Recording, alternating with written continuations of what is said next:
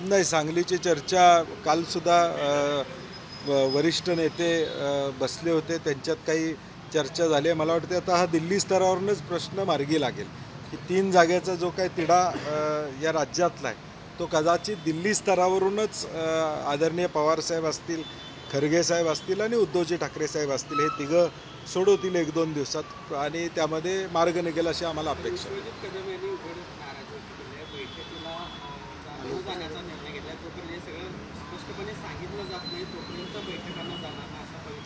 नाही, विश्वजित कदम पहिल्यापासून ही जागा मिळावी यासाठी सातत्यानं प्रयत्न करत आहेत आणि म्हणजे अगदी सुरुवातीपासून विशाल पाटलांना जागा मिळावी, काँग्रेसला मिळावी हा प्रामाणिक प्रयत्न विश्वजित कदमांनी सातत्यानं केला आणि म्हणून ते थोडे नाराज आहेत की ही जागा आम्ही सोडवून घेऊ शकलो नाही का, अशी नाराजी थोडी स्वाभाविक आहे असणं त्यांची.